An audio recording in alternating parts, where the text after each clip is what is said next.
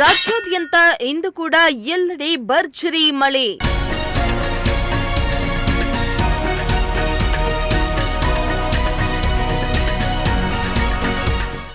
ಹಲವು ಜಿಲ್ಲೆಗಳಲ್ಲಿ red alert, ಕೆಲವು ಕಡೆ ಯೆಲ್ಲೋ ಅಲರ್ಟ್.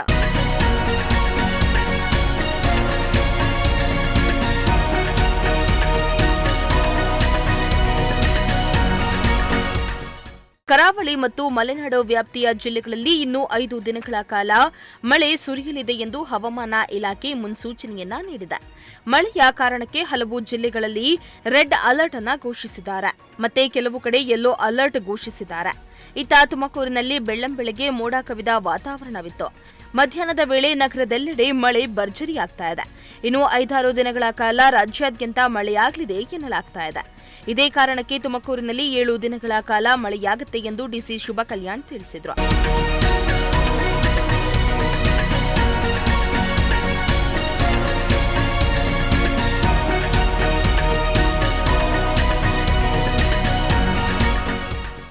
ಉತ್ತರ ಕನ್ನಡ, ದಕ್ಷಿಣ ಕನ್ನಡ, ಉಡುಪಿ ಜಿಲ್ಲೆಗಳಿಗೆ ರೆಡ್ ಅಲರ್ಟ್ ಅನ್ನು ಘೋಷಿಸಲಾಗಿದೆ.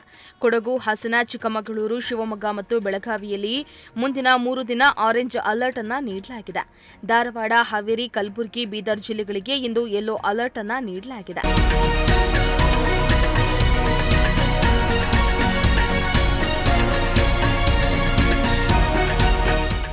ಇನ್ನು ಬೆಂಗಳೂರು ಸೇರಿದಂತೆ ರಾಜ್ಯದ ಹಲವು ಜಿಲ್ಲೆಗಳಲ್ಲಿ ಇಂದು ಸಹ ಮಳೆಯಾಗುವ ಸಾಧ್ಯತೆ ಇದೆ ಎಂದು ಹವಾಮಾನ ಇಲಾಖೆ ತಿಳಿಸಿದೆ. ಕರಾವಳಿ ಭಾಗದಲ್ಲಿ ಮುಂದಿನ 5-6 ದಿನ ಭಾರೀ ಮಳೆಯಾಗುವ ಸಾಧ್ಯತೆ ಇದ್ದು, ಉತ್ತರ ಒಳನಾಡು ಮತ್ತು ದಕ್ಷಿಣ ಒಳನಾಡಿನಲ್ಲಿ ಸಾಧಾರಣ ಮಳೆಯಾಗಲಿದೆ. ಉಡುಪಿ, ಮಂಗಳೂರು, ಕಮಟ, ಹೊನ್ನಾವರ, ಸಿದ್ದಾಪುರ, ಕುಪ್ಪ, ಶೃಂಗೇರಿ, ಮುಡಿಗೇರಿ, ಕಳಸ, ನರಸಿಂಹರಾಜಪುರ, ಹಾಸನ, ಸಕಲೇಶಪುರ, ಬಾಳೆಹೊನ್ನೂರು, ಆಗುಂಬೆ, ಹೊನ್ನಾವರ, ಕಾರವಾರ, ಮಂಕಿ, ಶಿರಾಲಿ, ಕೋಟ, ಕ್ಯಾಸರ್ರಾಕ್, ಗೋಕರ್ಣ, ಕದ್ರಾ, ಕುಂದಾಪುರ, ಕಾರ್ಕಳ ಹಾಗೂ ಅಂಕೋಲದಲ್ಲಿ ಶುಕ್ರವಾರ ಭಾರೀ ಮಳೆಯಾಗಿದೆ. ಉತ್ತರ ಕನ್ನಡ ಜಿಲ್ಲೆಯ ಕಮಟ, ಹೊನ್ನಾವರ ಭಾಗದಲ್ಲಿ 120 ಮಿಲಿಮೀಟರ್ಗೂ ಹೆಚ್ಚು ಮಳೆ ವರದಿಯಾಗಿದೆ.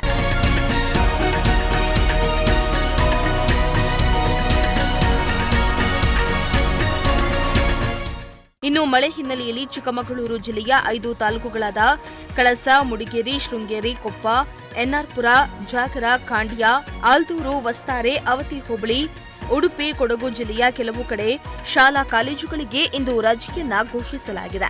ಹಾಗೆಯೇ ಶಿವಮೊಗ್ಗ ಜಿಲ್ಲೆಯ ಎಲ್ಲಾ ತಾಲೂಕುಗಳ ಅಂಗನವಾಡಿ, ಪ್ರಾಥಮಿಕ, ಪ್ರೌಢಶಾಲೆ ಹಾಗೂ ಪದವಿ ಪೂರ್ವ ಕಾಲೇಜುಗಳಿಗೆ ರಜೆಯನ್ನ ಘೋಷಣೆ ಮಾಡಲಾಗಿದೆ.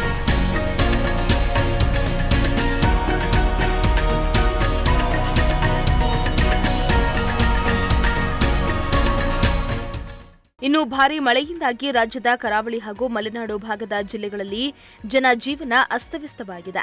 ನಿರಂತರ ಮಳೆಯಿಂದ ಡ್ಯಾಂಗಳು ಭರ್ತಿಯಾಗತೊಡಗಿವೆ. ಕರಾವಳಿ ಜಿಲ್ಲೆಗಳಲ್ಲಿ ಗಾಳಿ ಮಳೆಯಿಂದ ಸಾಕಷ್ಟು ಹಾನಿಯಾಗಿದೆ.